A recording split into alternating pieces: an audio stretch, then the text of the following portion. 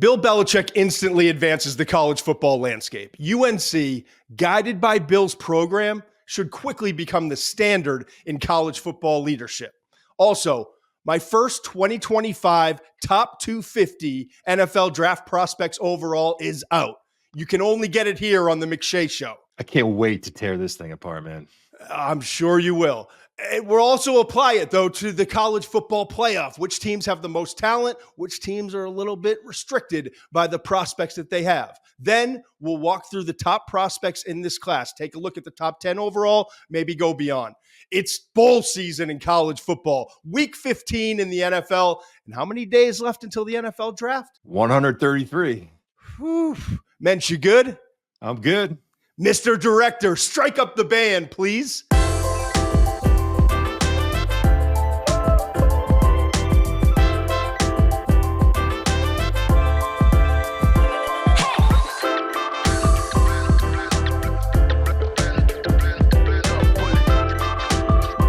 I've gotten to know Bill Belichick a little bit over the years, okay? I want to say almost more indirectly than directly. I'm not going to overstate my relationship with Bill. One of the first dinners I had, Gary Horton, who started both of us really in this business, former NFL scout, worked with Bill Belichick at the Cleveland Browns, worked with Mike Lombardi at the Cleveland Browns. I went out to dinner with Bill and with Scott Pioli and kind of got an understanding of how Bill operates. I've talked about it before. It was the most awkward dinner I'd have ever been to for the first half hour because we were trying to have small talk, and Bill does not do small talk. The second we transitioned to football talk, he was the most engaging, interesting conversation I've ever had in football, to be honest, to that point. I look at also kind of the connections. Obviously, I spent a lot of summers on Nantucket. He was on Nantucket. A lot of the same people I knew, going golfing, seeing him and his lady friend riding bikes by, like all of that, but more indirectly, right? Like Jim Nagy we worked with. He's the senior executive director, I should say, at the Senior Bowl. Went from working with us to the New England Patriots and worked there. So a lot of stories and insight into the operation, if you will. Sean Gustis, who we played with at Richmond, worked for him. I can remember seeing Sean after about the first 8 months of working for Bill and the stories of sleeping inside the office and the bags under his eyes. And I was worried about Sean. Keith Kidd we worked with. He also worked with Bill Belichick for a long time. Mike Lombardi, very close relationship to our guy, Gary Horton. Gotten to know Mike very well over the years. Text with him on and off all the time. Mark Megna, who we played with at Richmond, played for Bill. Teddy Bruschi, who I've become really good friends with on a personal level and obviously professionally at ESPN, has some stories and insight into Bill that very few people have, okay? So with that as kind of the backdrop, I feel like I understand Bill and his process and what makes him tick to a certain degree, okay? So when I hear that Belichick reportedly has a long list of demands when he takes this job at UNC, including a 400-page document calling for a new coaching and recruitment staff and process, it does not surprise me a bit. He also demanded that his son be a part of it. There were early reports that he automatically will get the job when Bill decides to step down. Apparently, Bruce Feldman has come out and said that is not necessarily the case. So we'll find out more reporting on that. Bill is 72 years old, okay? And we can sit here and we can talk about, well, Mac, they just got rid of someone in their early 70s and Mac Brown, and is this the right long-term decision for UNC? I'm going to argue against that. I look at him, Bill's a football historian, okay? He really is. He is driven by the history of football. He has an appreciation that I would say that I don't know that anyone else that's worked in the NFL has ever truly had. And so when you take into consideration that Mike Shula is the only one of the only person, Don Shula, I should say, not Mike, his son. Don Shula is the only one ahead of Bill Belichick on the combined win list in the NFL. And that in maybe 1 or 2 seasons back in the NFL, he could become the winningest head coach in NFL history. There's a lot of things that come to mind. The first is, were there opportunities there? And when he went on the McAfee show and confirmed that he was talking to UNC, was there a window there where he was looking for an NFL team to come racing out and say, no, come, right? So we can analyze all of that. But I also, for me, and I'm curious to see what your reaction was, but for me, when he, at this point in his career, albeit maybe the NFL teams were not banging down his door, but when weighing chasing the record and being number one on that list ahead of Don Shula versus other personal goals at this point in his life, not his career, but in his life, he chose this. He could have said no. He could have pushed him off. He could have waited. He could have negotiated with NFL teams, but he chose to take this job. Okay. I think it lines up with his sensibilities, where he is in his life at this point. Both of his parents were teachers. Dad, college football coach, Navy, grew up at UNC. I think that I read a report, like some of his first words out of his mouth that he hated Duke, right? The Blue Devils. So I think this is an opportunity when he kind of weighed where he is in life and everything that he's trying to accomplish now at the, let's say in the back nine, if you will. I think this is an opportunity for Bill Belichick to pay it back first and foremost. As he's a historian, I also think his appreciation for football and what it has brought to his life and his love for the game. This is an opportunity after doing it at the highest level and truly being regarded as the greatest NFL coach of all time. This is a chance for him now. It's not about, he also wants to be known as one of the great college. He's 72. It's not about that. It's about paying it back, developing young men, showing in it. When we're in an intersection in college football, where we're hearing about general managers and personnel departments, NILs, transfer portals being free agency, all of these things. I think he's looking at this and saying, we have a program, and it's documented in these 400 pages, that can apply to today's college football, and we can change the standard and the operation in college football and take it to another level, advance it. What do you think? I am surprised, but I shouldn't be stunned, I don't think. I think we never assume, right? How many times have you heard that in your life? Never assume. And the assumption I had was that he was going to go for the record, that he wanted that record, that he had to have that record, that Bill Belichick is the most competitive human being on the planet, maybe. And he just, come hell or high water, he was going to go for that record. But he never said that. I don't think, I've never heard him say that in an interview and say that was the most important thing to him. And I think you're right. I think that he evaluated, and again, what opportunities was going to have at the NFL level, we don't know. That is an interesting thing, and I think that people are going to dig in there. I don't know if we'll ever know the answer to that. But looking at it, it does make a lot of sense. Like him going back and being like if you read about his book about his father, like him being a teacher, him being in that area of the country, I think the Mid-Atlantic, he loves that area of the country. I think it's a perfect storm of what college football programs are becoming. After reading about this program and how it's going to be a pro program that gets kids ready to go to the NFL, if you're a kid, a 5-star, and you're thinking, man, who's going to get me more ready for the NFL than this guy? I mean, there's some exciting stuff in there about that. On the flip side, the one thing I do worry about, and you saw Brady talk about this, is how is his recruiting bedside manner? How is he when he's going into the living room and saying, that's a good phrase. You know what I mean? Like, how is he going to do in that sense? Are kids going to be able to relate? We're talking about 18 to 22-year-old kids, roughly. How do they relate to the 70-year-old guy? Our generation, knows what Belichick is. And these kids, their parents are going to be telling them, this guy's a legend. You want to go play for him. But how much do they relate to him? And more so 16, 17-year-olds when it comes to recruiting. Right. So I'm fascinated by the whole thing. I mean, look, it's going to be so much fun and interesting, for lack of a better way of saying it, to watch how this unfolds. Yeah. Yes. Just the thought of like Belichick versus Dabo.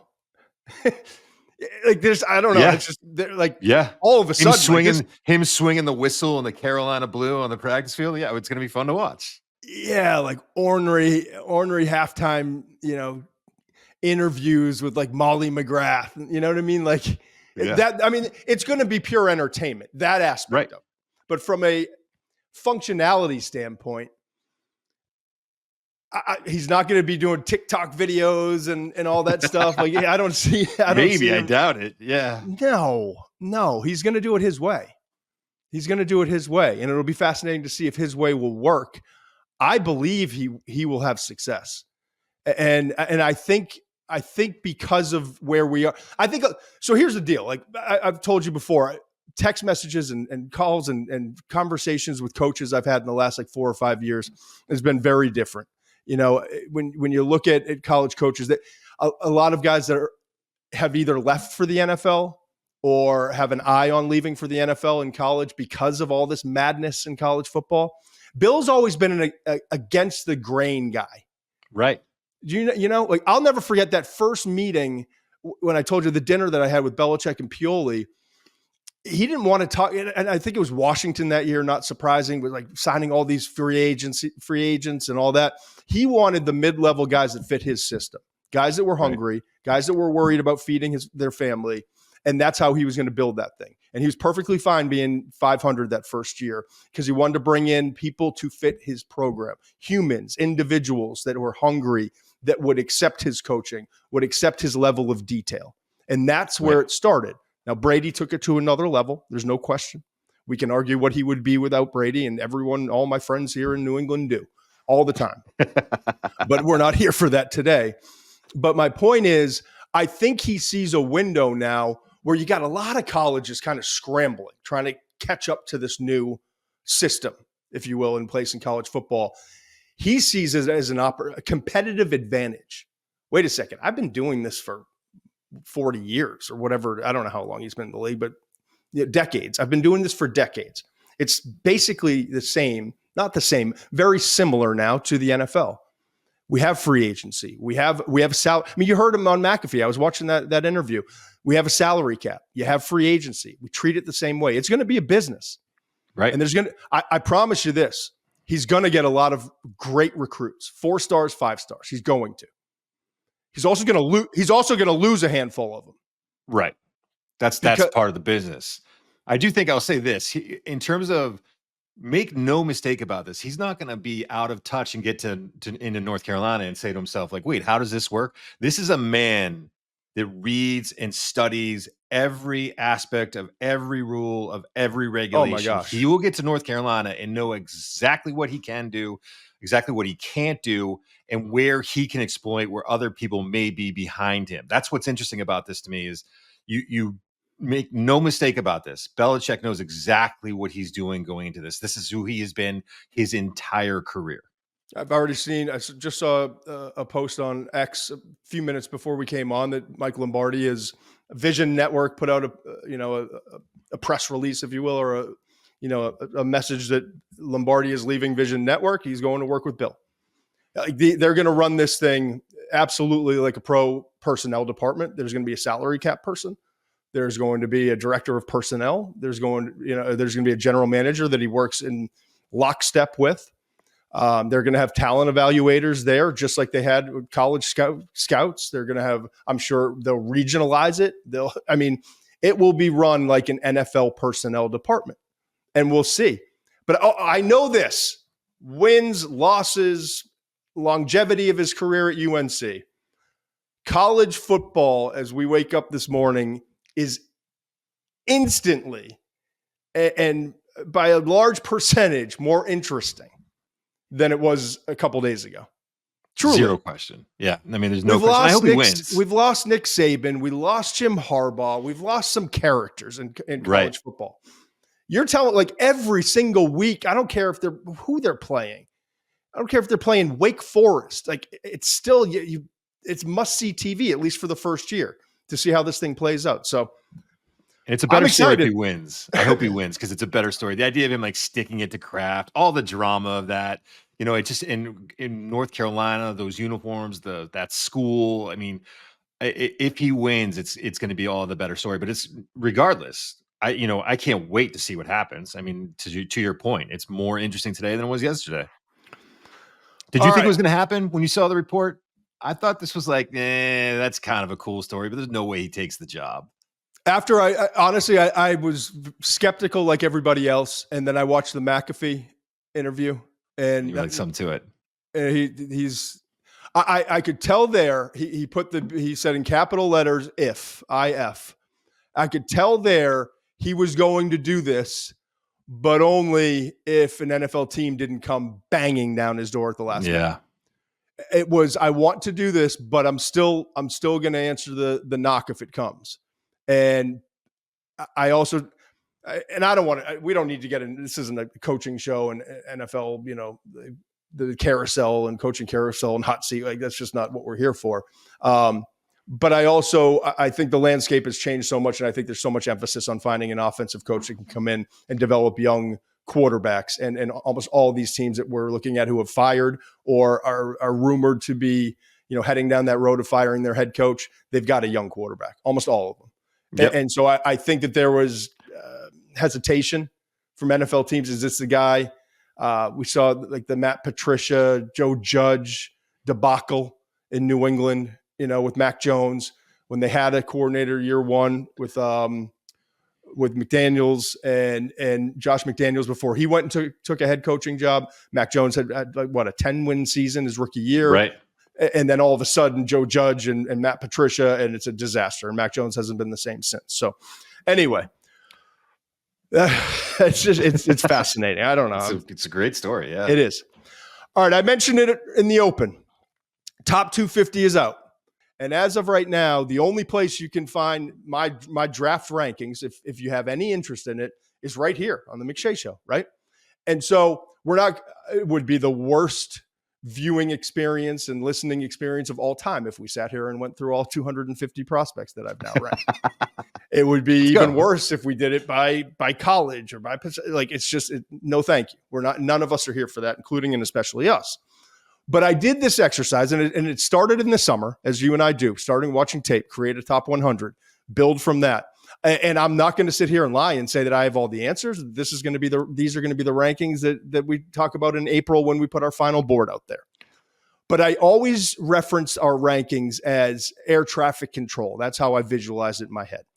In May, in June, in July, we start, and we're getting the flight patterns out there. We're getting all these planes to take off, and there's over 1,000 planes taking off, if you will, referencing NFL Draft Prospects. Right now, at this point, you'd think we're getting ready to land all of them. It's not the case. And it's not just because where we are in the process, and the tape is the vast majority of the evaluation, because we haven't had the time to go through all 250 players and watch a minimum of 4 tapes, which is our standard, okay? But we've watched enough tape to this point, talked to enough people in the league, I've talked to enough scouts who have been on the road to put together a list that I feel good about, that at least I feel like we're mid-flight.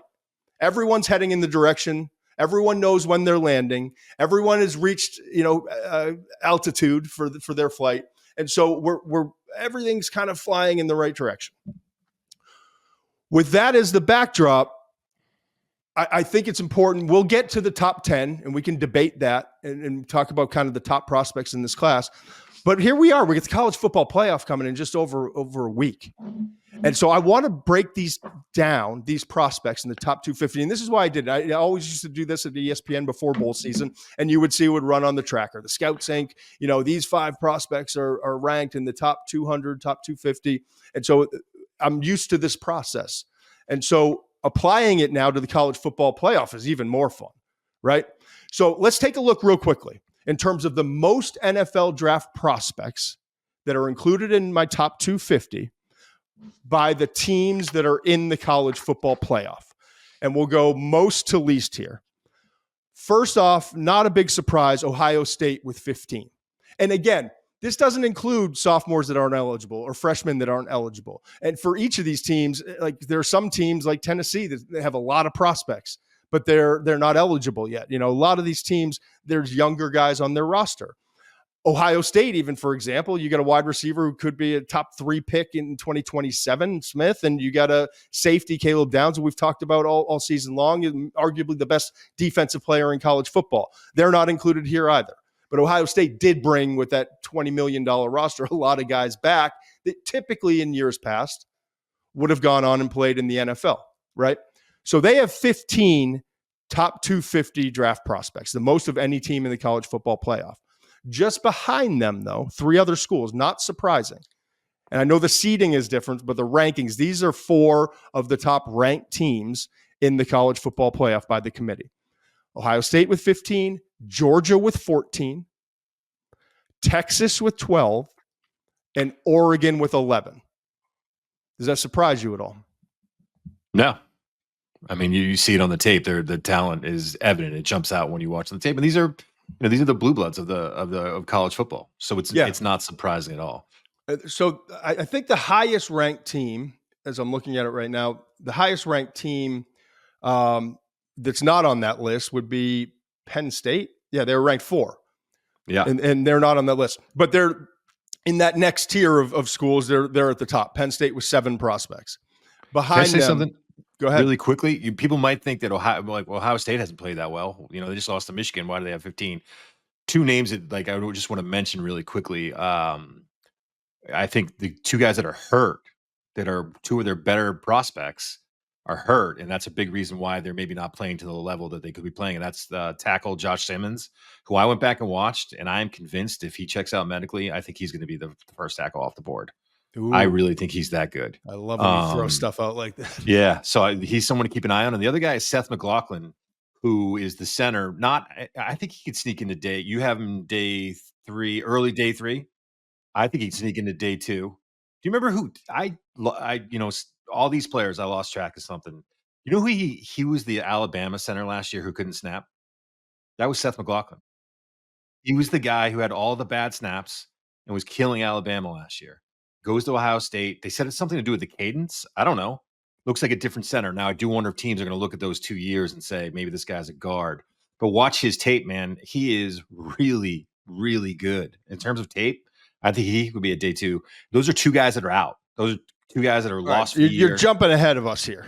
So, yeah, sorry. Go ahead. No, but I appreciate it, and we'll get to that. And it's critical. Simmons in. And I want to get into the matchups against Tennessee, and then if they, both teams, if they win against Oregon.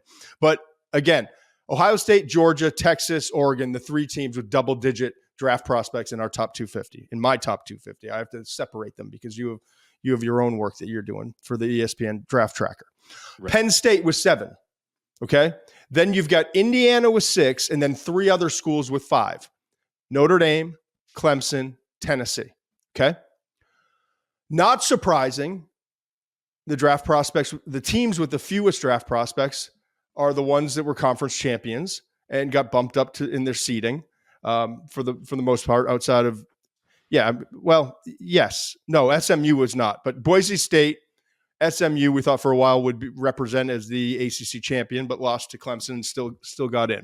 Boise State and SMU both have 2, and Arizona State just has 1, not surprisingly, Cam Scadaboo.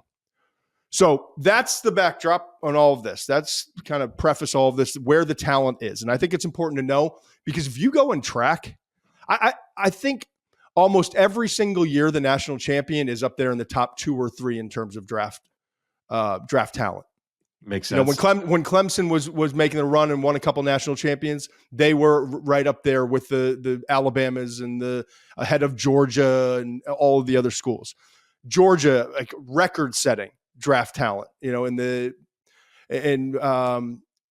was it? 2021 was like the best. Yeah, Michigan last year, loaded. Okay, Florida with Urban Meyer, loaded. The only time I can remember a national champion where I went to their pro day and I was like, oof. They had 2 players and everybody else was like 7th round free agents. And it was kind of an ugly pro day. It was Cam Newton. And remember Farley, Nick Farley, Nick Farley, the defensive tackle. Both first rounders. Other than that, there was no talent to be found. That was the only time I can remember where they weren't among the top 2 or 3 in terms of NFL draft talent. So that in mind, Tennessee, Ohio State, when you look at the prospects, I think offensive line for Ohio State, going back to the conversation you just started prematurely. What else is new, right? Versus Tennessee's defensive line, we've talked about all season long. It goes well beyond just the 3 draft prospects for Tennessee.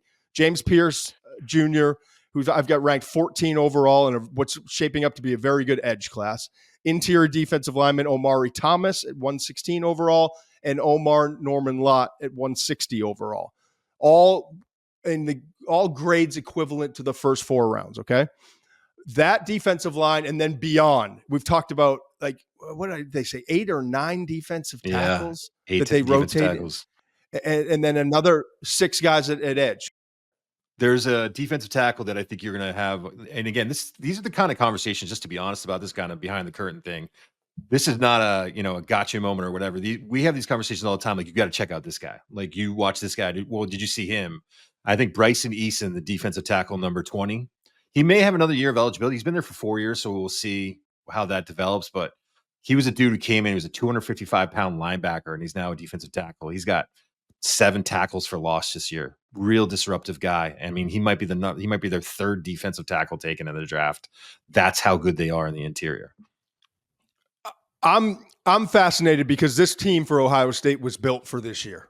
Their best recruiting was to bring back a lot of these guys. Okay, when you look at Tyleik Williams, Emeka Egbuka, we thought he was going to be in last year's draft class. JT the edge, Jack Sawyer the edge. Thought both of them were coming out last year, probably, definitely day 2 prospects last year. Okay. Donovan Jackson, Travion Henderson comes back and is rotating. Like, their best recruiting was to bring back their quote unquote free agents, their veteran guys. Right. So it was built for this year.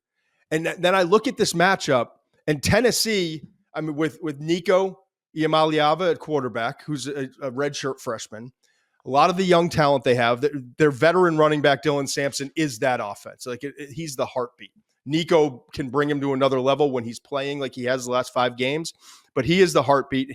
We have him in an unbelievably, like a ridiculously talented running back class at 14 with a 4th round grade. But I think in a lot of other years, he'd easily be in the top 10. Okay. We're going to have great debate in that class. It's going to be, oh my gosh. So anyway, my point is, you look at Tennessee with 5 draftable prospects, and maybe it's 6, maybe it's 8 when it's all said and done. But there's a clear difference between 15 and even if it were 8 for Tennessee. Okay. Right. And then you factor in they're playing at home. Like, this is Ryan Day's got to have this one. And I've said, like, it might be short of a national, at least getting to a national championship and maybe winning a national championship, where I think the Ryan Day Ohio State marriage lasts beyond this off season. So this is a game they absolutely have a clear cut talent advantage, and they're playing at home. That to me, but there are some matchups that are concerning, right? There are some matchups on the interior of that offensive line versus that Tennessee defensive line. And then you have a guy like James Pierce, who is, I mean, he's a freak. I mean, if you watch did you watch his pick 6 against Iowa in the bowl game last year? Yes. I mean, people are like, oh, he doesn't make enough plays. I'm not buying it, man. He might have 20 sacks when it's all said and done over the last 2 seasons. He's fine. I mean, this is not his pressure. I think he lead the SEC, or he's up there in pressures. Like, it's not just about sack. And remember, he's not, when you're rotating 6 guys at edge, he's not playing the number of snaps that a lot of these other guys that are closer to the top in sacks. So Donovan Jackson's played well left tackle, but I mean, Abdul Carter did give him some problems. Abdul Carter from Penn State in that game gave him some problems, and I do expect James Pierce will give him some problems. And when you're losing up front, things start to get neutralized, right? Like, they have the talent advantage in so many other areas, but it's going to be interesting to see how that unfolds. So I think that Ohio State does have a talent advantage overall, but there's some weaknesses, some vulnerabilities that I'd be worried about if I was going to that game. And we'll circle back in 2 weeks after the first round of the college football playoff and talk about Oregon versus Tennessee, or Oregon versus Ohio State, and what those matchups look like as well. But again, just to remind folks, Oregon with 11 draft prospects, and right up there in terms of the overall level of talent. And honestly, some of the big risers in this draft class: Tez Johnson at wide receiver, Evan Stewart is, I wouldn't say riser, but is up there, like having 2 wide receivers in a year where we've talked about it. It's the haves and have-nots at wide receiver in college football. Have those guys and Terrence Ferguson all in the top 75, plus James Jordan at running back. That's their advantage. Right. And one of the fastest risers for me, at least, and I don't necessarily hear this or see this elsewhere, I didn't think Dylan Gabriel was much of a prospect coming into the year. I thought there were a lot of – I saw that grade. Leaps and bounds as a prospect, and I've got him now with a 4th round grade. I saw that. Yeah, I know you did. But we'll get to Oregon later. All right, now Clemson, Texas. Clemson, 5 draft prospects, in the top 250. Texas with 12. Not a big surprise. I remember back in the day with Clemson, and yes, it was always the quarterback, and they had Deshaun Watson and Trevor Lawrence, and they had wide receivers like T. Higgins and D-Hop, but their defensive front, it was like year in and year out, they were rolling dudes out there. Right. That's not the case this year when I look at this. You got Barrett Carter at linebacker, who's a day 2 grade, and then you go to R.J. Mickens at the safety position. But other than that, there's not a lot of, and I know they're young, and I know they've got some young dudes on the defensive front. I'm aware of that. So Clemson fans, don't at me and go crazy. Muench is your guy to attack on this show. Yes. If you're an angry Clemson fan, take it to Muench. What is it? At Scouts Inc. Scouts Inc. Muench. Yeah, at Scouts Inc. Muench. It's Muench, just so you get it right. But that offensive line for Texas, Kelvin Banks, will he be back? Right. That's a question. But you still have Cameron Williams on the other side. I know he's been inconsistent with balance and those, but my goodness, he's a big physical dude. You got DJ Campbell at guard, Jake Majors at center, all in the top 250. That to me is an area where I think Texas needs to take advantage. Yeah, I mean, agree. How wild is it that your top Clemson player is 58th overall on your board right now? And I'm not sure he's going to go that early, to be honest with you. I like Barrett Carter, but he's an off-the-ball linebacker that I think could easily sneak into the 3rd round. I think there's other guys when you're looking at those 2 Alabama off-the-ball linebackers. So that, to me, that's interesting that that's the first guy on the list. But you're right. I mean, Texas this is a differently built team. That offensive line, they have guys that maybe aren't going to be 2 tackles, I think, will be early round picks, and then their 3 interior guys will probably play in the NFL. I mean, that is a clear advantage for Texas. And that's something, like you said, if you've been following Clemson for years, you might not expect that, but that is the case going into this game. Connor, our producer, asked me for something they're doing at FanDuel, Spotify, Ringer. I'm not sure exactly where it's going. I didn't feel very confident in it. I just shouldn't say that. I struggled with it. That's a better way to put it. And I wasn't like some years I'm like, I'm dogged on like this team's going to win the national championship. I picked Texas to win the national championship in part, obviously the talent that we're talking about, in part because they have the 2 quarterbacks if necessary should something happen, in part because I believe in Coach Sark, and I think that there's more that they still have to unveil. And they also don't have to play Georgia until a national championship. And we don't know that Georgia's going to get there with their question mark with Carson Beck. But finally, the path. I think it's an advantage to play that first week and not to sit out for 24 days or whatever it is until the first game, like Oregon, Arizona State, Georgia, and Boise State. I think getting a home game against a quality opponent in Clemson, not an elite opponent, an opponent that you should beat, is an advantage. And then you play Arizona State. They should, by FanDuel standards in terms of the spreads, by eye test, by everything out there, they should get to the semifinals. Like, it would be a massive disappointment if they don't. And then they're going to play Tennessee or Oregon, Ohio State, one of those 3 teams. So you got one huge challenge to get to the national championship. So I kind of bet on that just for whatever that's worth. All right, moving on. Indiana versus Notre Dame. Probably not the least amount of talent, but 2 teams that aren't in the double digits. This is the first one that we've covered where neither team is in the double digits. Notre Dame, I think Notre Dame, when it's all said and done, will wind up having more than the 5 that I wound up giving them. I think there's a lot of day 3 guys that I just haven't gotten to their tape. So like even call it 8 if you want. But Indiana at 6. But mind you, Indiana coming into the year, I mean, I remember Pete Thamel on like 4 or 5, maybe 6 weeks into the season on college football on game day saying, talking to NFL scouts, there's not one clear-cut prospect. They may have 2 that are drafted, but compare that to like Georgia or Texas or Ohio State when you're talking like literally 20-plus prospects for those schools that at least had to be evaluated with consideration for getting drafted. Indiana had like 1 or 2 at that point.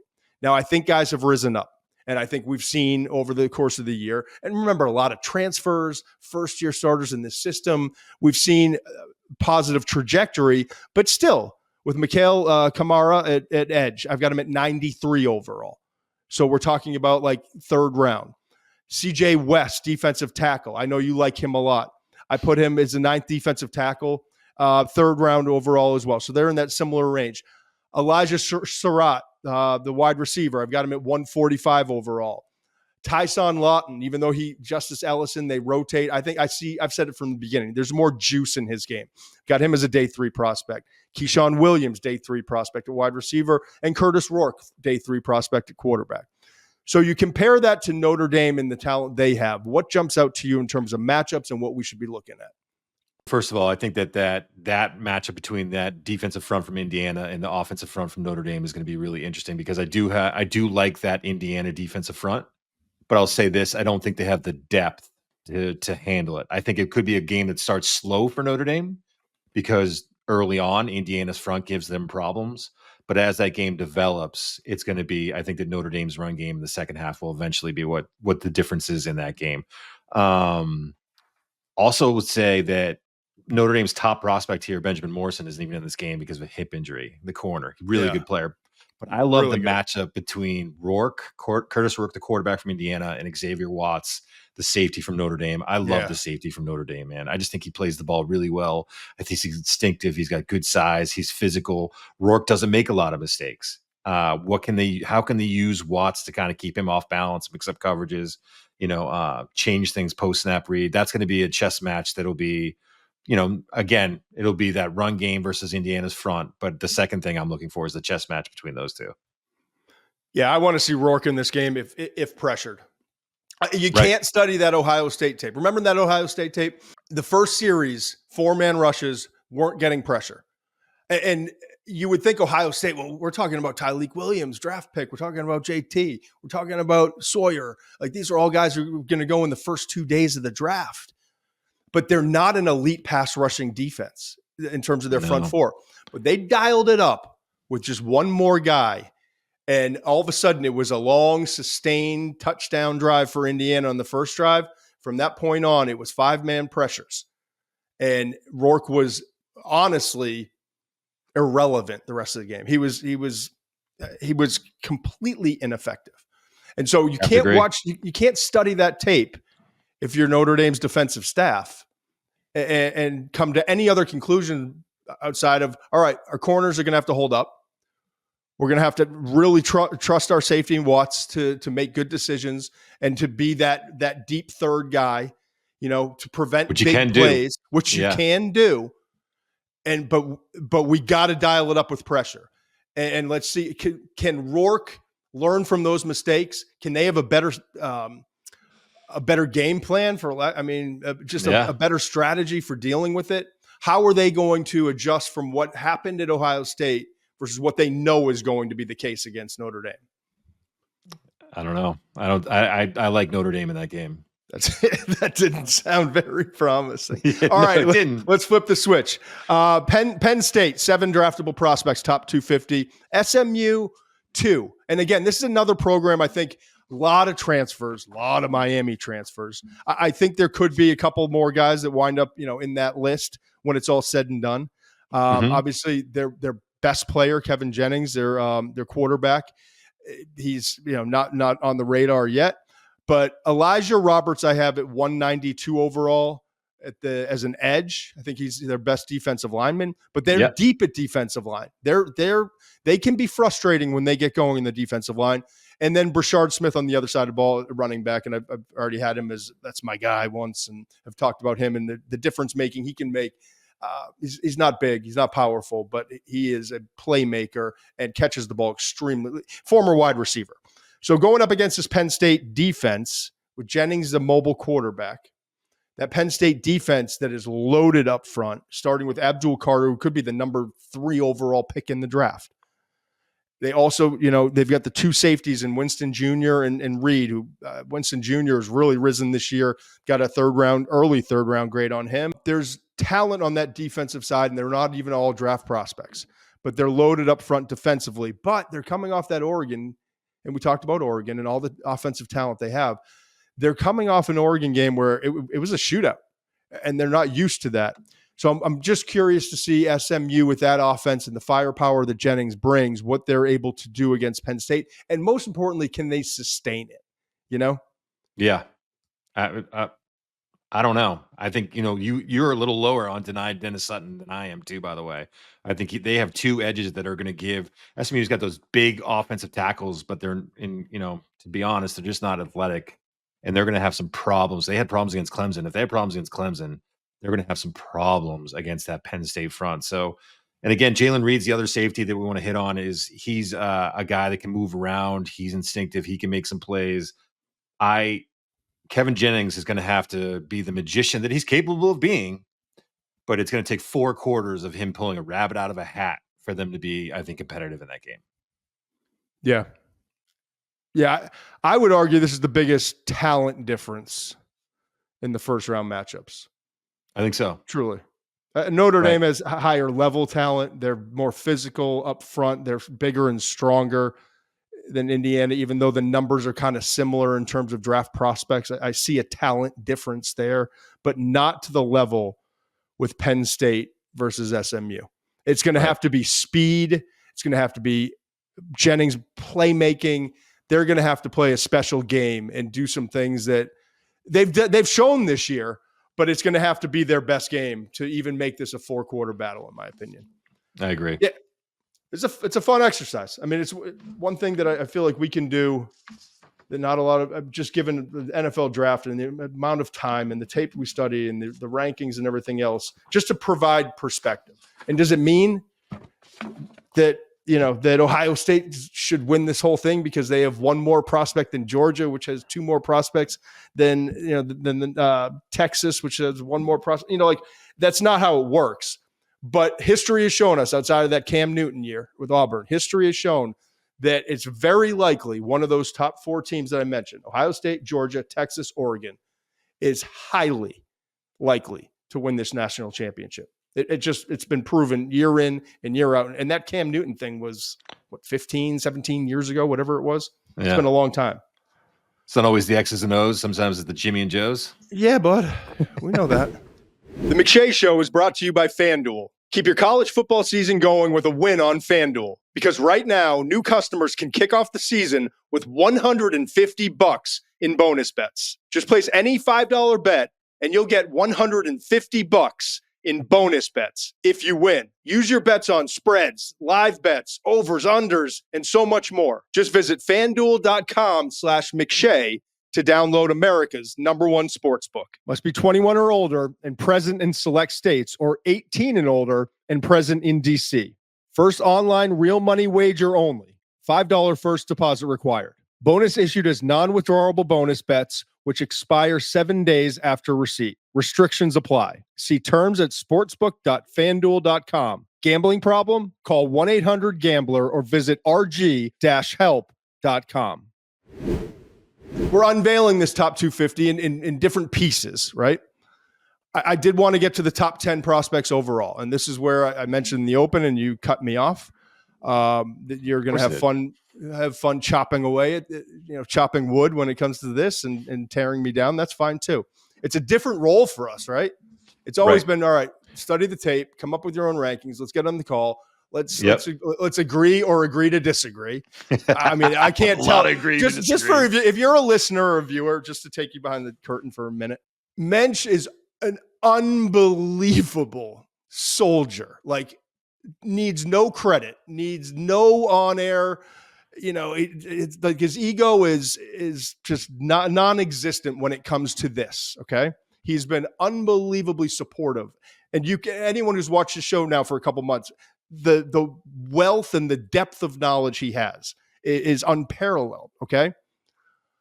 But every once in a while, not every once in a while, like 20 prospects a year or so, he just sticks his feet in the sand, digs in hard, and he becomes a total pain in my ass on, like, whether it's 15, 20, 25 prospects every year.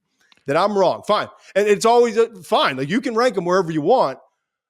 But, like, we'll come back to this in 3 years. I will say I've matured a little bit, because it used to be like I would call you and I would be upset that you would have a guy late 3rd that I thought should be late second or early third. And you'd be like, dude, it's not that big. We're not that far off here. It's Like, we have 11:30 a at night, minor Mensch. disagreement on this. Yeah. We have I'm a gonna get minor 5 hours disagreement on this sleep. player. Yeah. I've got a Yeah. 68 grade on him. You got a 63. Like, what are we doing? So Right. anyway, so this is different because Muench, if you don't know, he's fueling the ESPN draft tracker still, doing the Scouts Inc. Process. I'm obviously have moved on, and this is solely it's solely my rankings for these purposes for now. Okay. And things will change. We're excited about where this is all headed and have some exciting announcements in the near future, hopefully. But for now, this is kind of how the process is going to work. And Muench has got his own deal. So when one of our great producers, Tucker, presents him with the top 10, he says, okay, hold on. Right before we came on the show, he's like, I haven't seen it. Hold on. Keep that graphic up for a minute. And I see him taking vigorous notes. So here's my top 10. Okay. And Muench has taken a lot of notes on this, so we'll get to him quickly. Travis Hunter at number 1. Here's the thing I'll tell you from my tape study and then talking to people in the league. Travis Hunter is a clear-cut best football player in this draft, okay? Period. Whether you want him at wide receiver, at cornerback, or both. He's the number 1 player in this draft in terms of just all-around football player and athlete. Will Johnson, for most people I've talked to, would be considered number 2. Then it's kind of like this. I don't want to say a notch down because I've got 93 grades, as you can see. But Travis Hunter's in a kind of a league of his own. I don't want to say it's a huge gap between him and the next guy. But every team in the league may view him a little bit differently, what he's going to provide. But they view him as the top football player in this class.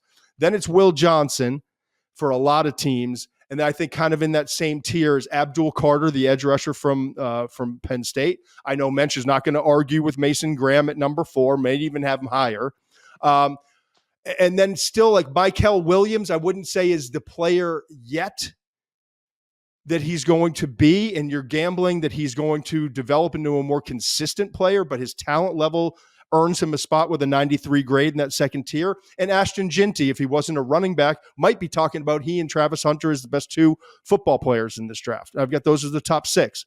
Then a little slight notch below that, we get into Jalen Walker, who's an off-the-ball linebacker / hybrid edge rusher. And I think for some teams, that will decrease his value. I think for other teams, that versatility and the ability to stay multiple with the same personnel will increase his or maximize his value. Kelvin Banks Jr., offensive tackle. We've got him as the number 1 offensive tackle right now, but I'll be totally honest with you. There are some people I talked to in the league who believe it's Will Campbell. Muench, you just talked about Josh Simmons, offensive tackle from Ohio State, coming off the injury, but talent-wise may be the best in this class, and I've heard some scouts I've talked to echo that. I look down, and to me, the most underrated player in this draft, and not for me, as you can see, I put Josh Connerly at offensive tackle, number 2 OT at number 10, trying to make a statement. I learned from my boy Kuiper. If you want people to know how much you like him, make sure you emphasize that, and I did in this top 10. So the offensive tackles, I think, throughout this process, the Senior Bowl, the Combine, the interviews, all the private workouts, I think that they will adjust a little bit, but those are kind of the big names that you need to know about. And then obviously Malachi Starks is in there at number 9. So Muench, have at it, bud. I'm glad to see you have Ginty so high. I think because again, the temptation as the positional value, I have him at 5. I think you have him 6. We don't have a lot of big differences. I will say 2 things. Or 2 names that really jumped out at me. Shedeur Sanders is definitely a top 10 player in this draft, in my opinion. I like it. Got to get him in. And I got him at 10. So I'm not saying that he's, I don't know where you had him. Maybe. Well, just so people understand, I'm looking at my list that goes beyond. I've go top 32 here. I've got, and it's important. Shedeur Sanders, I've got at 11 overall. Okay. Cam Ward, I have at 19 overall. And they're the only 2 quarterbacks in my top 32. Okay. The other one I would say is I have James Pierce in at 9. I have him ahead of Jalen Walker. I love Jalen Walker. And I just went back and did this because is he an off the ball linebacker? And can a guy that size, because he's short and light for an edge, Can he be effective? Now, when you go and you look and you see guys like Will McDonald, who's a light edge, putting up big sack numbers, and Nick Benito from Denver putting up big sack numbers, that makes me a little more confident. But he's also short. And, Micah Parsons has, he's taller, but he has shorter arms. So is this guy going to be Micah Parsons, or is he? I'm a little all over the place on Jalen Walker. I haven't a fully formed opinion about him to say that. I love his tape. I love what he can do, but I also have some concerns, and where ultimately he's going to fall is still a question mark for me. I feel more safe with James Pierce because even though he's light too at 245-ish, he is a taller guy. He plays off the edge predominantly. Walker moves all around. So to me, I feel like he's a little safer. I'll say this too. I need to update my rankings. I'm going to do this weekend. I have Banks Jr. at 8. I don't think there's an offensive tackle who's a top 10 player this year. He's out. I think he's dropping. I think Simmons, even though I think he's going to be the top tackle, is going to move ahead of Banks in my next rankings. I don't think he's in the top 10. I think I've watched 2 tapes of Connerly. Full disclosure. I got to watch more. I got to lock in on him. I know he's your guy. I don't see it yet. So I think this is keep watching. A weak. I will. It's a weak tackle class. So to me, which is crazy to think about. I wouldn't have a tackle in the top 10 because one of those guys is going to go there. I mean, history tells us that. The other thing I'll say is that I do not have Travis Hunter first overall. I have him third overall. Yeah. Behind who? Travis Hunter behind Abdul Carter and Mason Graham because it's not a mock. It's not a mock. It's a ranking. Michigan defensive tackles always. Yeah. This is not a TV show with commercials and a hard out. This is the beauty of what we're doing here at the McShay Show. We have our and I'm sure our producers are like, oh, here McShay goes again. Like we told them on Thursdays, we don't need an hour and 40-minute show, but we're here. Let's do it, right? Let's do it. Yeah. Flash mock. Flash mock. Let's do it. Quick mock draft, top 5. We'll come out with a mock draft soon, a full 32. We're kind of waiting. We get the college football playoff and all the excitement, but let's just do a top 5 picks. You ready? Yes. I told you from the beginning. Every single week I'm gonna have the rankings right here in my notes, right here. Okay. I'm gonna have the rankings as currently constructed, and obviously the playoff teams will adjust. But for these purposes, for this flash mock, we're gonna do a top 5. Okay. Giants are sitting at number 1. Right. Raiders at number 2. We just talked about the quarterbacks. We'll get back to this in a second. But what's fascinating is I don't have a quarterback in the top 10. Mench has got Shador in the top 10. I've got my next one's Cam Ward at 19. But there's smoke, there's fire. Okay. Number 3 is New England. So Giants at 1, Raiders at 2, Patriots at 3, Panthers at 4, and Browns at 5. We would have thought about 3-4 weeks ago, the Panthers absolutely are taking a quarterback. That may be the best story in the NFL this year. Oh, it's awesome. It's awesome. Just watching Bryce every single week get a little bit better and the confidence of teammates and him and all that. So I think when I look at this, the Giants quarterback need, Raiders quarterback need, obvious. Patriots do not. Drake May continues to play really well, and I just love his future in New England. I truly do.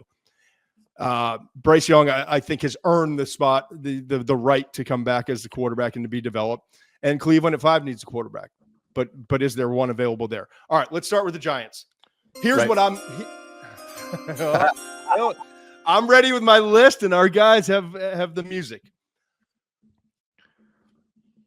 I don't know what to make of it because I talk to people in the league, and it's funny how sometimes I feel like people in the league know other organizations better than they know their own sometimes.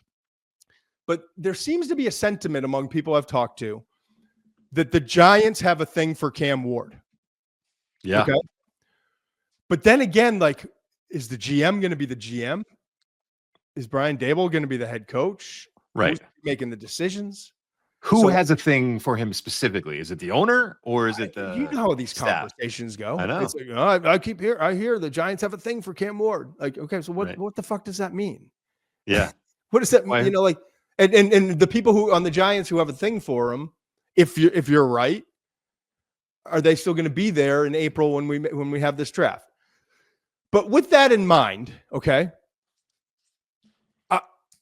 I think Shador Sanders is going to be a Las Vegas Raider. It's okay. So slot him in it too. Slot him in at 2. And I keep going back to this, though. If you're remember, the Giants were on the other end of the last time we saw this was 20 years ago. The Roethlisberger, Eli, Rivers draft, right? 20 years ago, almost to the day when we come up on the 2025 draft, 20 years ago. The Giants were the one on the receiving end, Ernie Accorsi, right? With Eli Manning. And the trade that happened and the confusion that was that draft early on. What do you mean the Chargers took him, but he's not going to be a Charger? Like, I just wonder if the roles are reversed a couple decades later, right? And they're like, yeah, we know the Raiders want him, but we want Cam. But why don't we just take Shedeur at 1? And again, this is if the draft was to be held today. If the Giants win a couple games, it doesn't matter. If the Raiders win a couple games, it doesn't matter. If the Giants win one game and the Raiders continue to lose, it won't matter.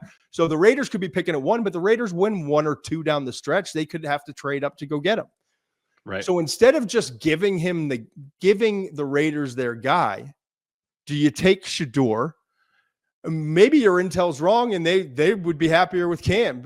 So do you just take your guy? If they truly, when it's all said and done, this is so premature, I know, but it's fun. It's just fun. Do you take Shedeur and gamble, even if you have a little bit higher grade on Cam, on your intel, and try to fleece the Raiders for a pick or more for your guy? Or do you just take your guy? You take your guy. I mean, it's too much of a gamble. We're not looking at a prospect that I think, again, I have Sanders 10, you have him 11. This is not a guy we have 1, 2, or 3 on our board. So the Raiders might love Shedeur, but how much they love Shedeur is a whole nother thing. And they have enough firepower to be like, look, we all know that Shedeur is not Andrew Luck. He's not an Andrew Luck prospect. He's not on that kind of a level, an elite prospect coming out. So I don't. And he would have been the fourth quarterback taken in this year's draft, 2024. Right. Draft. The fourth quarterback taken. Yeah. If this was a Caleb, Jaden, Daniel situation, and you preferred Jaden, but you knew whoever was at 2 wanted Caleb, so you just take Caleb and try to do that. It's a big gamble, man. You can't get caught with your pants down on this one. You just can't. Like, if you end up with a guy and stuff gets leaked all the time, and they really. Well, if this is the draft order, the very first thing that you're going to hear in terms of draft buzz leaked from a personnel department is that the Giants absolutely love Shedeur Sanders. There's going to be some little report like, "Hey, I'm not supposed to say this," but you didn't hear it from me. You didn't hear it from me. The Giants love Shedeur. Right. If you draft Shedeur and it comes out that you really want to Cam, but you were playing this game, what a nightmare that is inside your building. Where if you get stuck with Shedeur, and I don't want to say stuck with Shedeur because I think he's the better quarterback. But that being said, here's the other thing though. Like, is Cam Ward? Bad. Is Cam Ward? Like, when you study his tape, is Cam Ward worth the number 1 overall pick or the number 2? I like him a lot. I think he's got a lot of potential, but good player. He would have been the 5th first round pick. If you merge these 2 classes together, 2025 and 2024, would he even be the 5th quarterback drafted last year? No, I think Penix and McCarthy probably would have gone ahead of him too. At least there's a discussion. I love and McCarthy. Bo Nix has turned out like Bo Nix could be offensive rookie of the year. Yes. You know what I mean? So there is a world, like a personnel department could argue that Cam would be the 7th or 8th quarterback drafted if you were mixing Shedeur and Cam into last year's class, right? Right. Yeah. And I get the other take him first overall. Remind people, and this isn't to like dredge up excitement. I promise you, this draft class is actually loaded.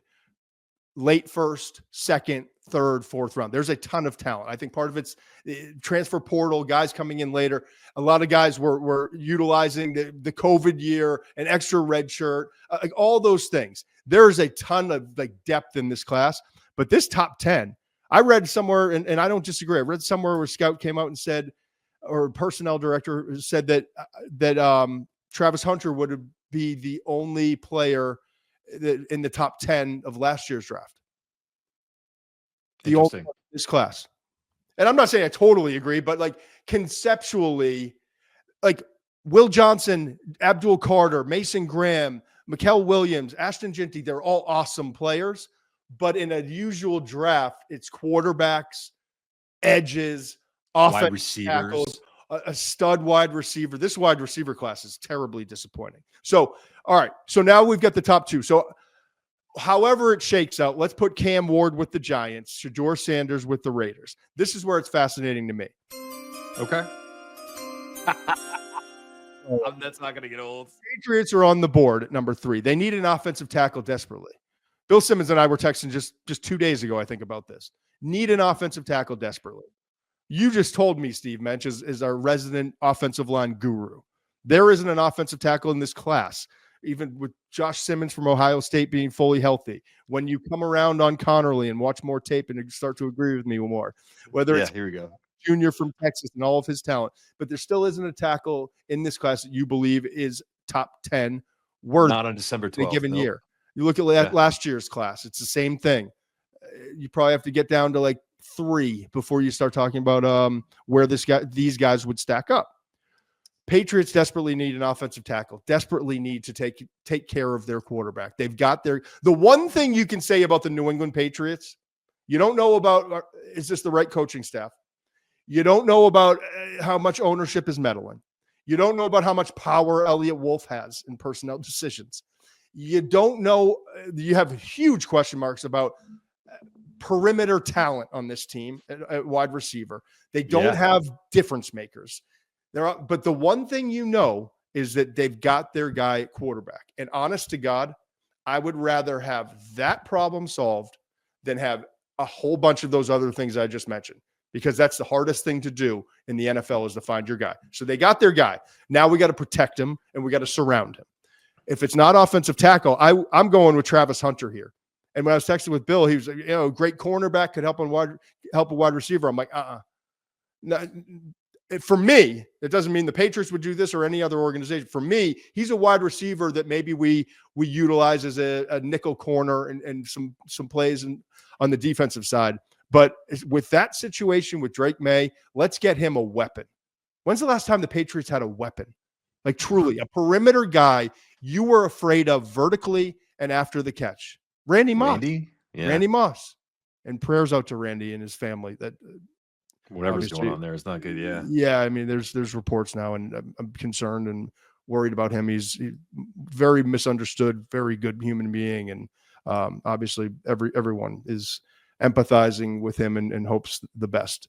But back to our point, Randy Moss is probably the last time. We're talking like, that's like 15 years ago or something, like a long time. So I would go Travis Hunter here. Would you go in a different direction? Abdul Carter, Penn State edge. I get that. I get that. I'm going to build inside out. And listen, I want tackles, and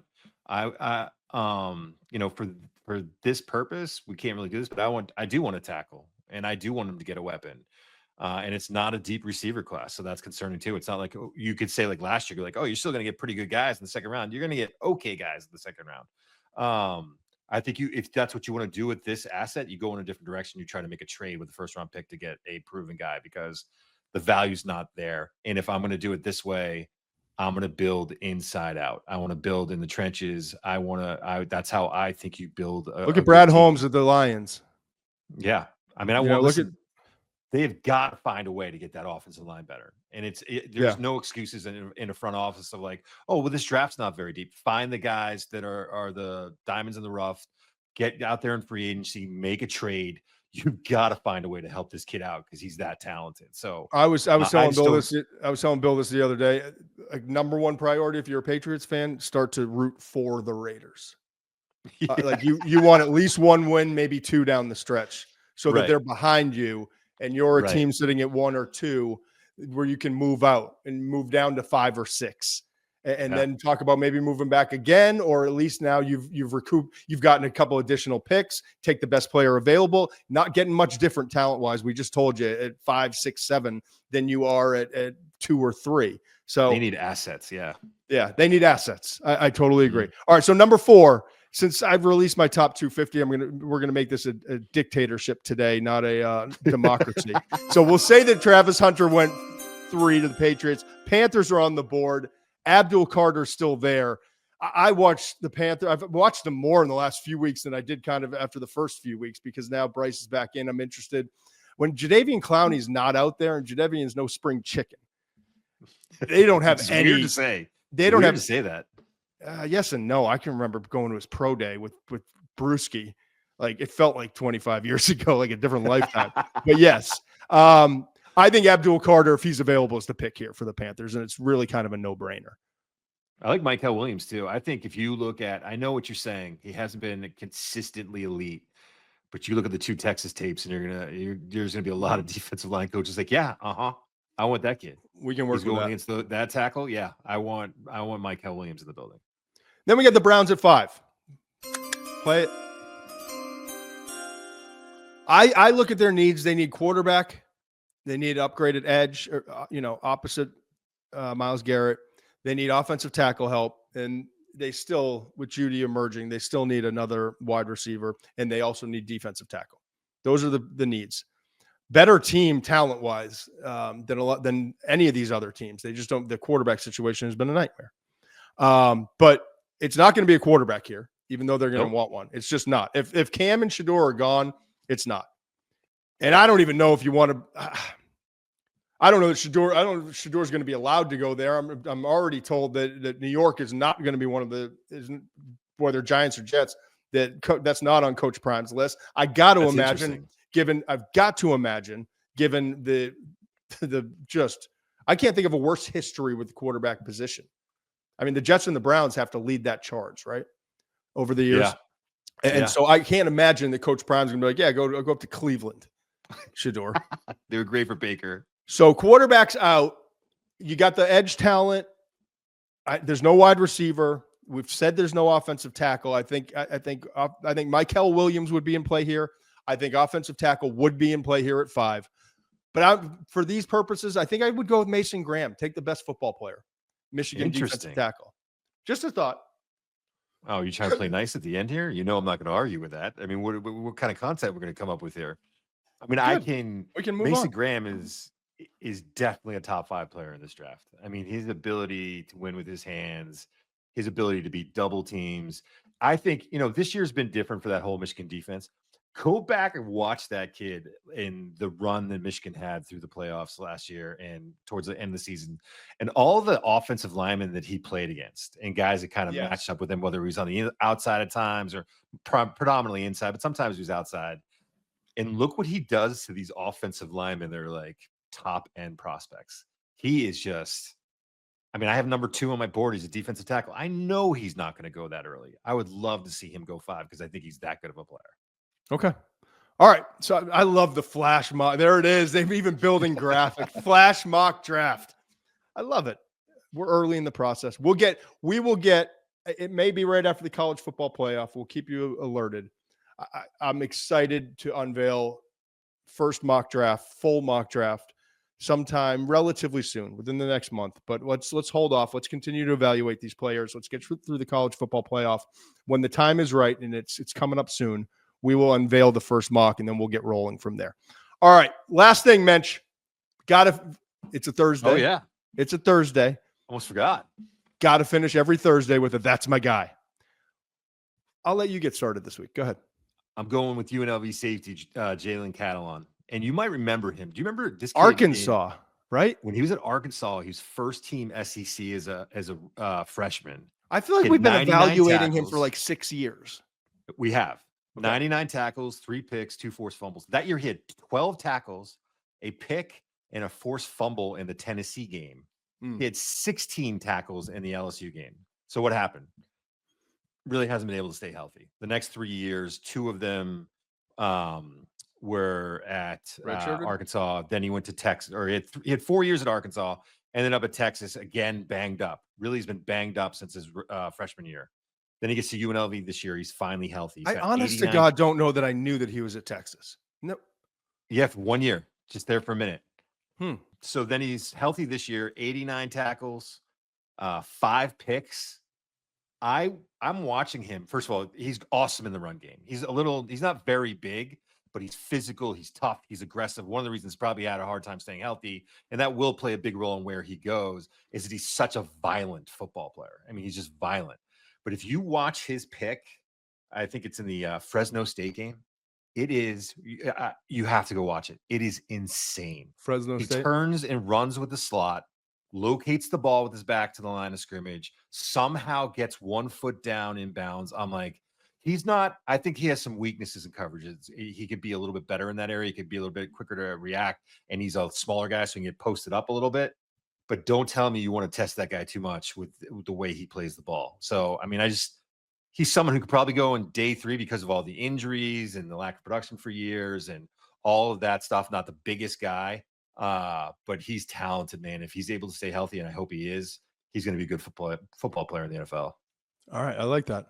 I'm going to go with a guy that I think is, for some reason, I think it honestly has become because the running back class is so loaded, and every week I feel like we're unveiling a new running back.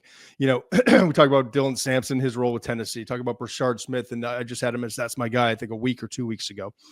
But I just can't help it. Like every week I feel drawn to mention that's my guy to a running back. I think the second best running back in this draft class is Kalen Johnson from Iowa. Wow. I just studied his tape. I just studied his tape this week, and I was trying to look and kind of compare him to some other guy. And I started comparing, and I said, no, he's better. No, he's better.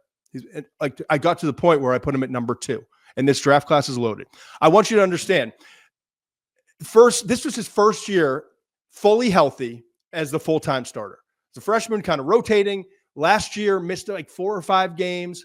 This year he comes in. He's the workhorse, full season, full-time healthy, 1,537 rushing yards, average 6.4 yards per carry, 21 touchdowns. Not accomplished as a receiver, mostly, if I'm being honest, swing passes, screens, those sorts of things, but 22 catches this year. I think there's upside in the passing game. I want you to understand this, though. Against a pretty salty Minnesota defense, 206 rushing yards. He averaged against Ohio State 5.8 yards per carry. Didn't have a ton of carries, but averaged 5.8 yards against that really good Ohio State defense. 166 rushing yards against Washington, 135 versus Wisconsin. This guy, yes, it's not the greatest schedule you're going to see. It's not the SEC weekend, but those are competent defenses that he just trashed. Okay, absolutely trashed. His contact balance, I talk about it all the time. Arguably the most important factor, in my opinion, at the running back position. Watch him, like that screen pass against Nebraska. If we get that clip, the screen pass against Nebraska was a thing of beauty. Just watch his feet. They never die on contact. That's folks is what we're looking for at the running back position. It's like his upper body's in this struggle, but his feet don't know it. He's just churning through. I love that. Right? He's quick for his size. He's powerful, and he's a patient runner. And why is patience important? I learned this from a scout who scouted, at high level. He wound up being the scouting director, Denver Broncos. Talk to me about why is it the Broncos with Shanahan have had such success, and then Washington, okay? And he went with Shanahan there. Why are you getting these 4th, 5th, 6th, 7th rounders that are rushing for over 1,000 yards in the NFL? Because we know what we're looking for. That outside zone scheme, the Shanahan's run, the ability, there's 2 things. It's the patience you have to have. And then the most important thing is, can that, when they see that crease about to open, can they stick their foot in the dirt and accelerate? Shot out.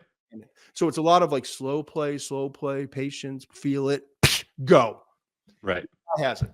Kalen Johnson. If you get him in the Shanahan tree, I think he's got a chance to be a huge success in the NFL. Now, the other thing with the Shanahan tree, if you go watch like Green Bay, Josh Jacobs, there's outside zone, but they're a lot with Josh Jacobs, a lot more inside zone too. I put on yesterday because I was just, I don't know, my mind, when you get in rabbit holes.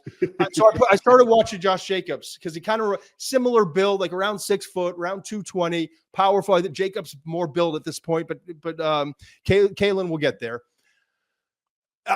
The inside zone stuff, like you can start to stretch, but if it's there, and they I watched a couple clips of Jacobs, and then I put Kalen on some of his inside runs back and forth. And I'm like, there's a lot of similarities. So I don't know. He's intriguing to me. And I know he's not in the most exciting playoff. He's getting ramped up, man. You're excited. Connerly, the offensive tackle from Oregon, and Kalen Johnson, the running back from Iowa, are the two, that's my guys that I think are going to really surprise people. Just don't be surprised when we get to draft time. And you could see Kalen Johnson. I'm not saying first round. The running back position is what it is, and there's so much depth that I think teams are going to wait. There's going to be like a hold, and then it's going to be this like, barrage of running backs that come off the board. So he may fall into that, but I'm not saying he's going to be the second drafted behind Ashton Ginty, who we both agree is a top 10 prospect in this class and is very likely to go in the top 15, worst case top 20. But I think he's the second most NFL, not ready, but NFL gifted type runner in this class. There we are. This is a fun one today, man. We got through Bill Belichick. We got through the top 250 prospects in the college football playoff matchups. We got through the top 10. You got to pick my top 10 apart, which I know you enjoyed. We got a flash mock draft, and then that's my guy. We appreciate all of you. Thank you very much for tuning in. Help us out if you can. We're still building this thing. Likes, subscribes, all the things you need to do. Spread the word if you enjoy it. Keep your mouth shut if you don't. I love that. But thank you for everyone who's tuned in and taking the time. We'll be back next week. No Saturday show this week. Weird. Get your whatever your religion is, like get your holiday stuff ready. Take care of your kids, get the presents, whatever you got to do. This is your time, Muench. But I need you to be ready to back at this thing on Tuesday. Then we've got Tuesday next week, Thursday regularly scheduled. And then we're gonna have a fun run in the college football playoff. It's gonna be awesome. Yeah, the reaction shows on Saturday night, live reaction shows. We'll get Russillo back on with us. Maybe we'll grab a guest or two. Doesn't even matter. Like just reacting to those games and then spinning it forward to the next week. The new matchups. Like I can't wait. All right, Tennessee, Ohio State's over. Now let's start talking Ohio State versus Oregon or Tennessee versus Oregon. Like there's just going to be so much fun to be had in the next month or so. Finally, a 12-team college football playoff, and we will be with you the entire time through. Thanks again for tuning in. We'll see you on Tuesday. Must be 21 plus and present in select states. For Kansas, in affiliation with Kansas Star Casino, or 18 plus and present in DC. Gambling problem? Call 1-800-GAMBLER or visit rg-help.com.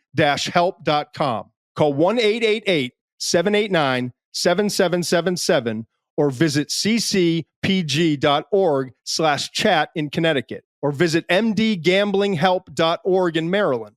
Hope is here. Visit gamblinghelplinema.org or call 1-800-327-5050 for 24/7 support in Massachusetts, or call 1-877-8-HOPE-NY or text HOPE-NY in New York.